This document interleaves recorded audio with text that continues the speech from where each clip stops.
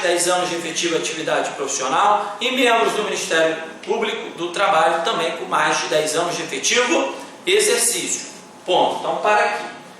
1/5 oriundo da advocacia e do Ministério Público com mais de 10 anos de efetivo exercício.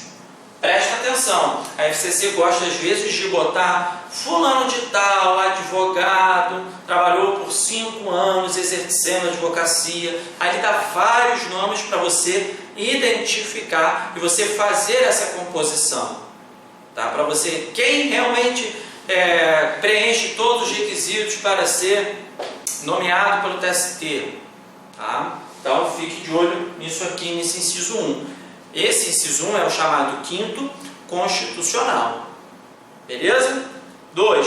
Os demais, dentre os juízes do trabalho, dos tribunais regionais do trabalho, oriundos da magistratura de carreira, indicados pelo próprio Tribunal Superior. Essa opção final é muito importante. Quem vai indicar é o próprio TST. Então você tem, por exemplo, nas instâncias inferiores, é o TST que vai indicar aqueles juízes de carreira. Tá? Bem importante, vou ler de novo o inciso 2 com vocês.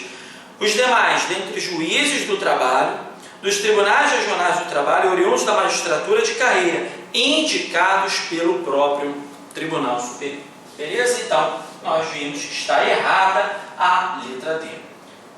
A lei criará varas da Justiça ao Trabalho, podendo nas comarcas não abrangidas por sua jurisdição, atribuí-la aos juízes federais, com recurso para o respectivo Tribunal Regional Federal? Não. Nós já vimos, e vamos ver um pouquinho mais adiante em competência, que se naquela localidade não houver juiz trabalhista, o juiz de direito será investido de jurisdição trabalhista, com recurso para o respectivo Tribunal Regional do Trabalho. Tá? Ou seja, você tem aqui o juiz de direito investido de jurisdição trabalhista. A sentença que ele proferir, tá? Na sentença do juiz de direito, a prova sempre vai dizer, cabe o quê? Recurso para o TJ, para o TRF? Não. Se ele é investido de jurisdição trabalhista, o recurso vai para o... vai ficar um pouquinho mais acima, né? Vai para o TRT. Beleza? Bem importante isso aqui, tá? TRT daquela região a qual ele está vinculado. Beleza, gente? Bem importante esta temática. Bom, resposta da questão de número 3, estamos na 3, né? Letra B de bola.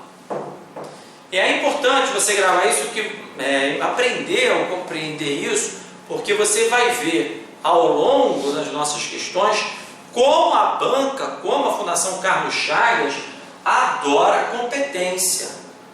Adora competência e organização judiciária. São temas imprescindíveis para você saber para a sua prova.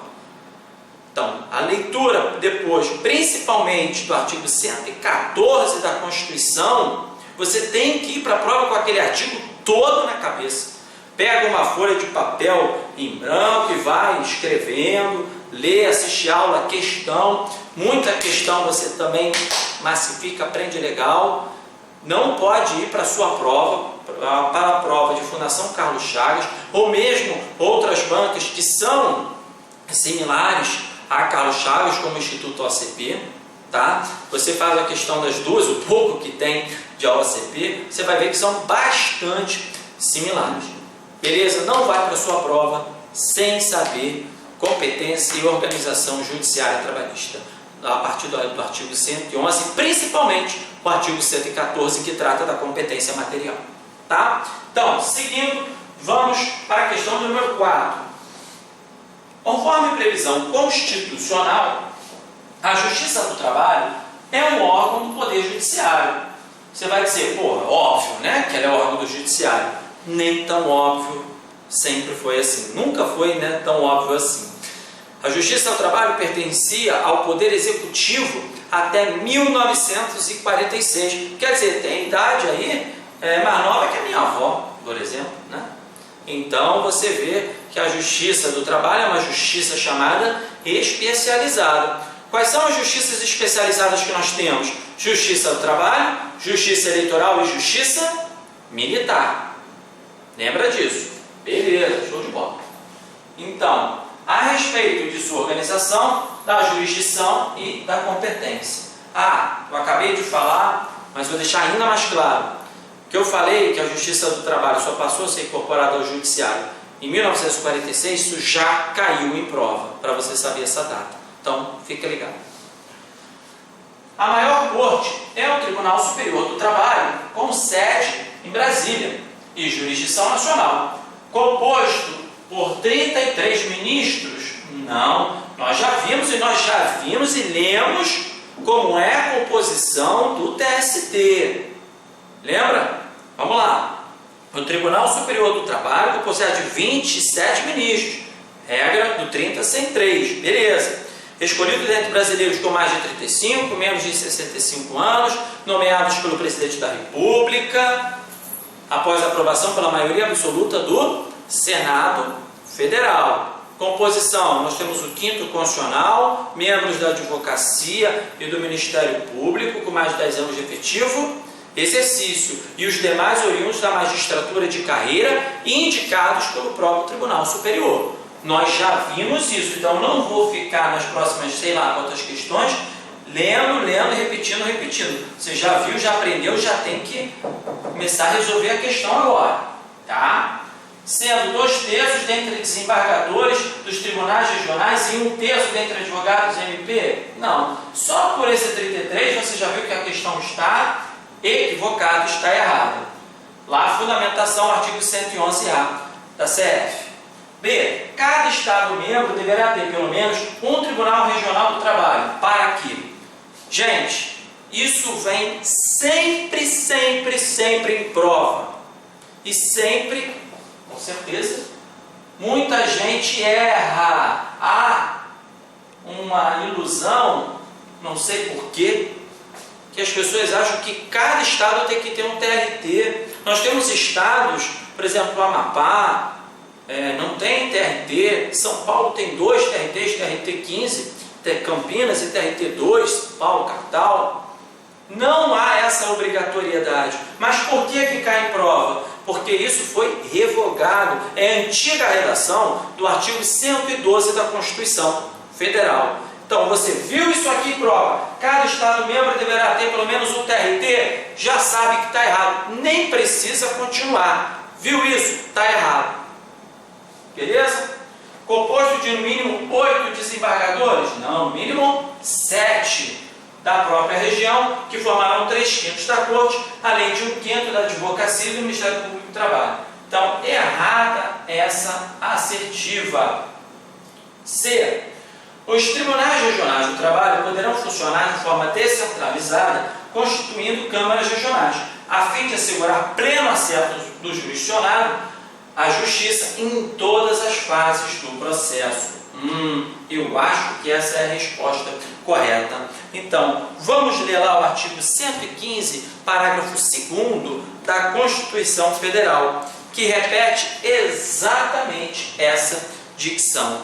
Vamos lá para 115, parágrafo 2º, os tribunais regionais do trabalho poderão funcionar descentralizadamente, constituindo câmaras regionais, a fim de assegurar pleno acesso do jurisdicionado à justiça em todas as fases do processo. Mais uma vez, literal. Tá? 115, parágrafo 2º da CF. D. Nas varas do trabalho, a jurisdição será exercida por juiz singular togado, auxiliado por 2 representantes do sindicato das categorias profissional e econômica por participação do Ministério Público do Trabalho? Não. Isso acabou, não há mais a figura do juiz classista. Beleza? Então hoje, nas varas do trabalho, a jurisdição será exercida por um juiz singular togado. Acabou. Aonde é que está isso? Artigo 115 16. Nas varas do trabalho, a jurisdição será exercida por um juiz singular. Ponto final. Então, fundamentação, anota aí, juiz singular, artigo 116 da Constituição Federal. O Conselho Superior da Justiça do Trabalho é o órgão máximo do sistema, mas não funciona junto ao Tribunal Superior do Trabalho. Como não? Nós já lemos a dicção do artigo 111, parágrafo 2º, inciso 1 e 2, não é? Que o Conselho Superior da Justiça do Trabalho funciona junto ao TST. Então, aqui está o erro da questão, errada a resposta da questão 4, letra C de casa. Beleza, gente? Estão vendo a importância desse tema e como as questões vão se repetindo nas próprias assertivas? Então, é muito importante a leitura desses dispositivos constitucionais. Não estamos nem entrando ainda na parte de competência territorial, tá? Não estamos nem entrando. Estamos ainda em organização judiciária trabalhista. Beleza? Estamos ainda na parte constitucional. Vejo vocês no próximo bloco. Bons estudos para você, um forte abraço e até a próxima!